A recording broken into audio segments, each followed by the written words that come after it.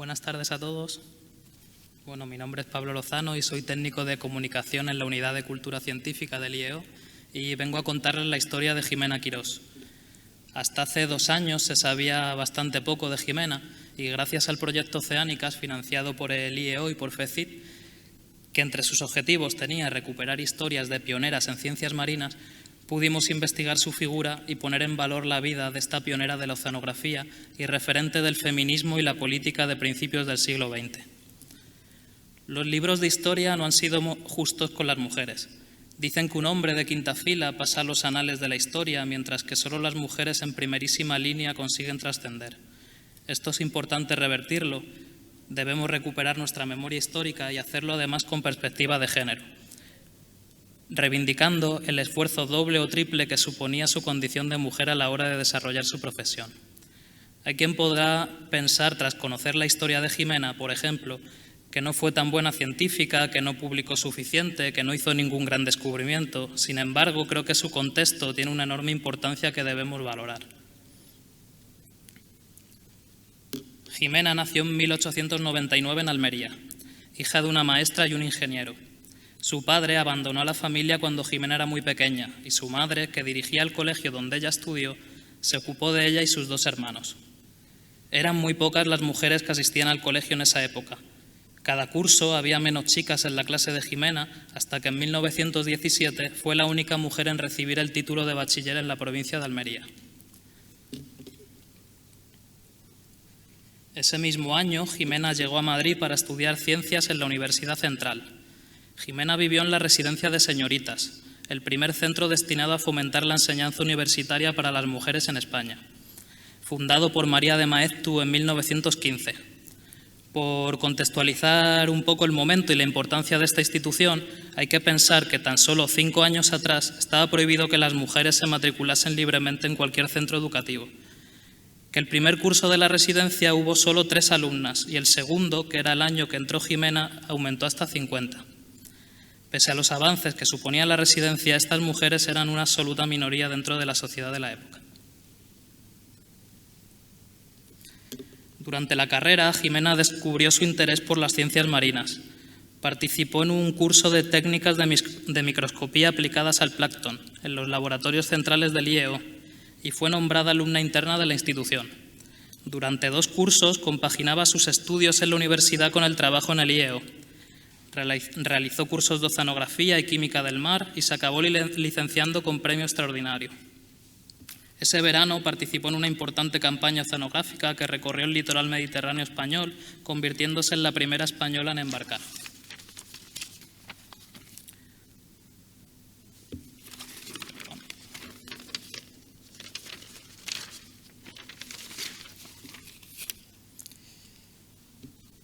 Unos meses después se incorpora como funcionaria al IEO, primero como ayudante del laboratorio de Baleares, donde incluso llegó a ejercer unas semanas de directora, y después como ayudante del IEO en Málaga, donde trabajaría principalmente en el estudio de moluscos, y publicaría el primer artículo científico en el ámbito marino que firmaba una mujer en España. Finalmente fue trasladada a los laboratorios centrales del IEO en Madrid, donde trabajaría en el departamento de oceanografía junto a Rafael de Buen, y volvió a vivir en la Residencia de Señoritas, pero esta vez para ejercer como profesora de zoología, biología, geología y mineralogía. Ximena tuvo una formación en el extranjero poco habitual para su época, al menos para una mujer. Hizo primero una estancia de un verano en Francia, en la Estación Biológica de Roscoff, y después obtuvo una beca para estudiar 1 año en la Universidad de Columbia, donde cursó Geografía Física de la Atmósfera y los Océanos. En Estados Unidos, las dificultades para las mujeres no eran menores que en España. El año que estudió allí Ximena era el primer año que las mujeres tenían permitido su admisión en la Facultad de Derecho. Desde hacía muy pocos años podían hacerlo en ciencias, y no sería hasta 1942 cuando pudieron hacerlo en ingeniería. Además, resulta curioso leer el informe remitido por la universidad al IEO, que literalmente decía que aprovechó considerablemente su año en Columbia y su conducta fue en todo momento el de una dama de altos conceptos de comportamiento moral. Me queda la curiosidad de saber cómo valoraban los comportamientos morales de las damas y si se valoraban también igual los de los caballeros. Bueno, cuando Jimena vuelve a Madrid acababa de tener lugar otro gran hito en la historia del feminismo en España, la creación del Liceo, un club femenino, liderado una vez más por María de Maeztu y del que formarían parte la élite intelectual femenina del país. Jimena fue socia desde el comienzo y participó varias veces como conferenciante. El Liceum se creó para que las mujeres tuviesen un espacio donde poder reunirse para intercambiar ideas, desarrollar su vida cultural y tratar de mejorar la situación de las mujeres, a semejanza de otros clubes femeninos como el de Londres o Nueva York. Sin embargo, su actividad no fue ajena a críticas. El dramaturgo Jacinto Benavente, premio Nobel, declinó una invitación para dar una conferencia diciendo que no tenía tiempo para dar una charla ni a tontas ni a locas. El activismo político de Jimena y especialmente su activismo por la igualdad de derechos de la mujer se convirtió en una prioridad para ella en esos años. Desde 1924, Jimena ejercía de vicepresidenta de la Asociación Juventud Universitaria Femenina, asociación que fundó, como no, María de Maeztu. En 1928, España acogió una importante reunión de la Federación Internacional de Mujeres Universitarias y Jimena presidió el comité de organización. Al final de la dictadura de Primo de Rivera, Jimena comenzó a militar en el Partido Republicano Radical Socialista desde su fundación.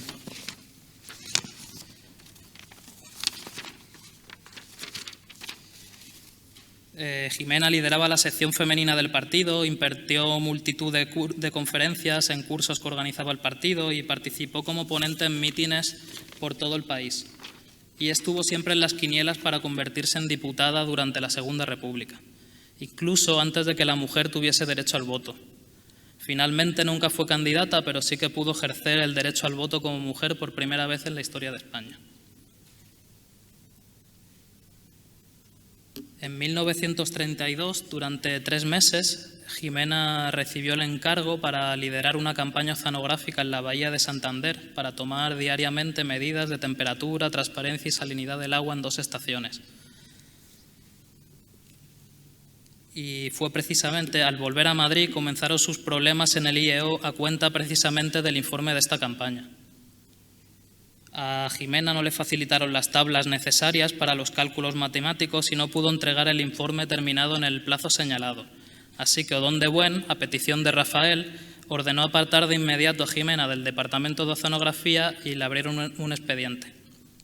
Jimena no estaba de acuerdo y, para empezar, solicitan al Ministerio que la confirmen en su cargo de ayudante de oceanografía, iniciando lo que sería su primera batalla legal. El Ministerio solicitó a Rafael de Buen que informase sobre las razones de este cambio de departamento y en él argumentó que Jimena no tenía la especialización necesaria en oceanografía y que además, literalmente, por sus condiciones naturales, estaba en desfavorables condiciones para el trabajo en el mar. Jimena respondió a ese informe mostrando su experiencia y su formación y después de 1 año el Ministerio confirmó a Jimena en su cargo.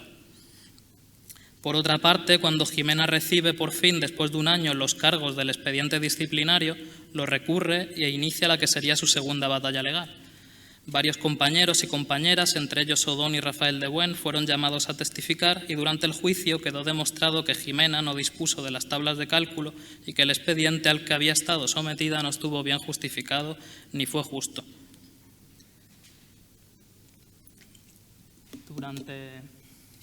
Durante ese tiempo de disputas legales de más de 2 años, Jimena buscó en la docencia una oportunidad de cambiar de aires y apartarse del IEO. Hizo los cursos para profesorado de instituto de segunda enseñanza con la esperanza de cambiar de rumbo, como ella misma escribía en una carta a Domingo Barnés, ministro de Instrucción Pública y Bellas Artes, y a su secretario Cándido Bolívar, al que pedía ayuda para que se aceleraran los trámites de sus expedientes, ya que hasta que no se resolvieran no podía pedir la excedencia. Una vez resueltos, fue destinada como profesora de Historia Natural en el País Vasco, donde estuvo un curso. Después tuvo que reincorporarse al IEO, sin embargo, su intención seguía siendo la de cambiar de rumbo. Presentó un proyecto para la creación de un departamento de Geografía en la Universidad Central Se presentó a una vacante de una cátedra de geología que no consiguió. Y, entre tanto, vino la guerra civil y el Gobierno de la República le ordena volver a ejercer como profesora y la mandan a Valdepeñas. Estando allí, en mayo de 1938, sin explicar las causas y cuando la actividad del IEO estaba paralizada, el Gobierno de la República decreta el cese de Jimena en el IEO. No sabemos si tendría que ver con su enemistad con Rafael de Buen, que en esas fechas participaba en un frente de guerra en la Sierra de Madrid y poco después se exiliaba en Chile, si tuvo que ver con algún otro problema o si fue un trámite consensuado para poder seguir ejerciendo de profesora, lo cual efectivamente continúa haciendo, ya que tan solo 3 meses después de su cese, Jimena es nombrada profesora de Ciencias en Ciudad Real, que era una de las últimas ciudades republicanas, donde trabajaría hasta el final de la guerra. Y ya fue después de la guerra cuando el bando nacional ordenó a Jimena volver a Madrid y en octubre de 1940 le comunican su cese definitivo del IEO por considerarla, literalmente, de ideas izquierdistas, por haber pertenecido al Partido Radical Socialista desde su fundación y haber recibido diferentes cargos culturales por el Frente Popular.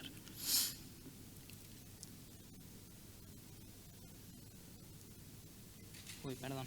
Esta era la diapositiva de los ceses.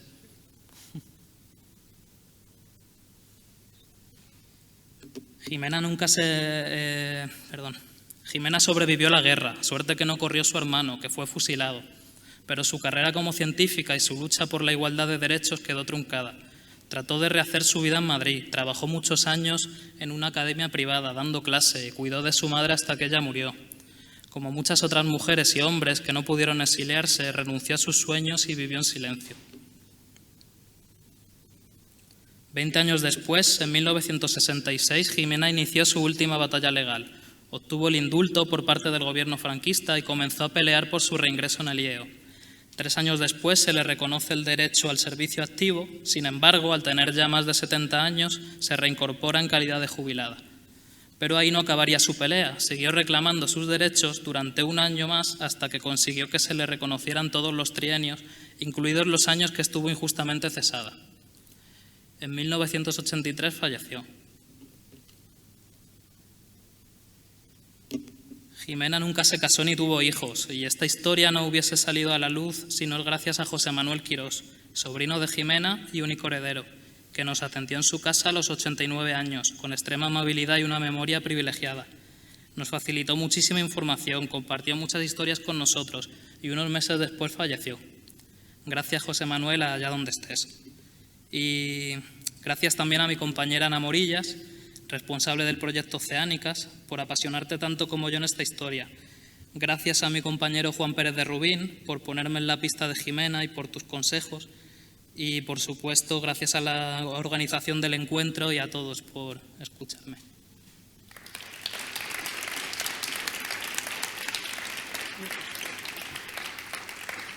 Muchas gracias, Pablo. La verdad es que es una historia valiosísima y es precioso que la hayáis recuperado a través de Oceánicas. Vamos a dar turno a... No veo muy bien desde aquí, pero si hay alguna pregunta entre el público presencial, que levante la mano. Muy bien, ahí tenemos una pregunta. Vale, tenemos 2 preguntas, Alicia Lavín y Ana Morillas. Y luego mis compañeras introducirán alguna pregunta del Zoom. Alicia Lavín la ha levantado antes, por favor. Gracias.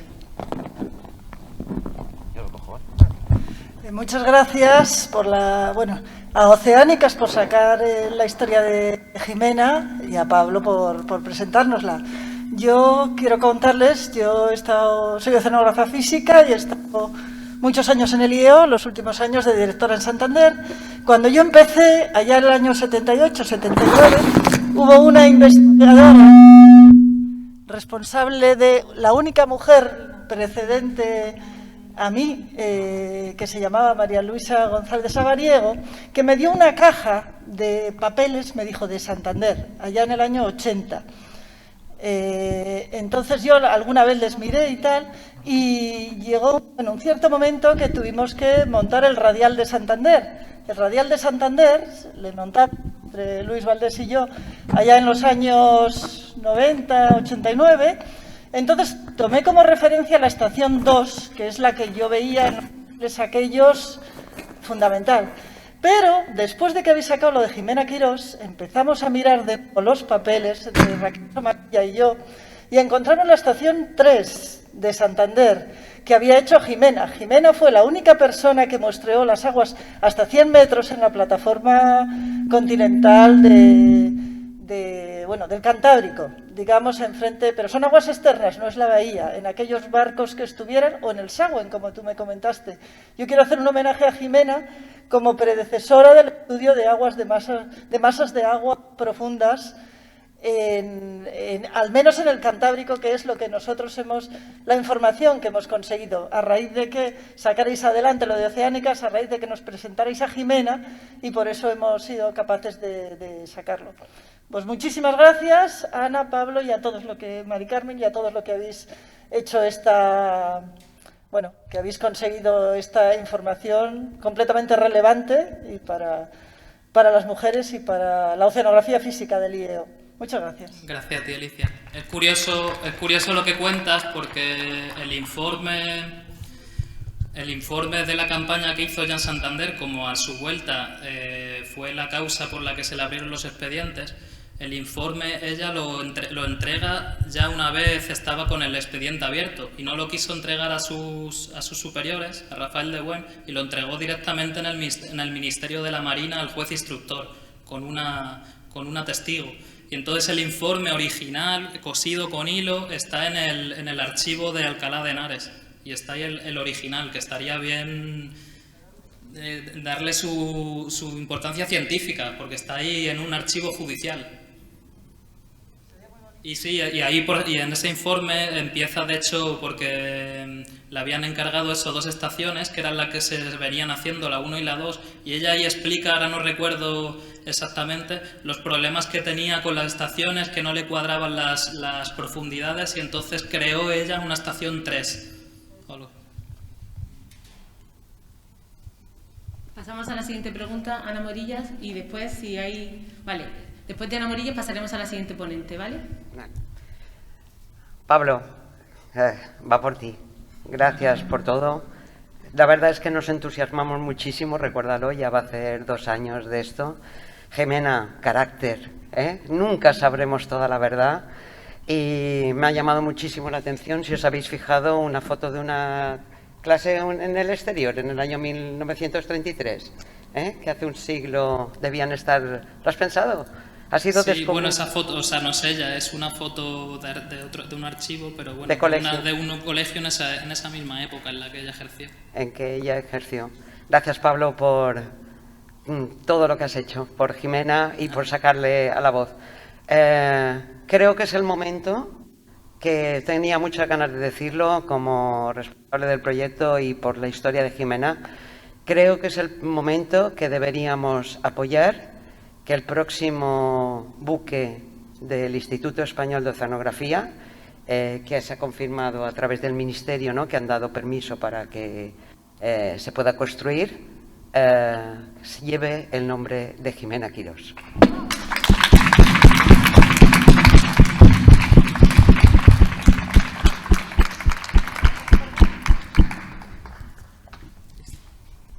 Gracias a todos.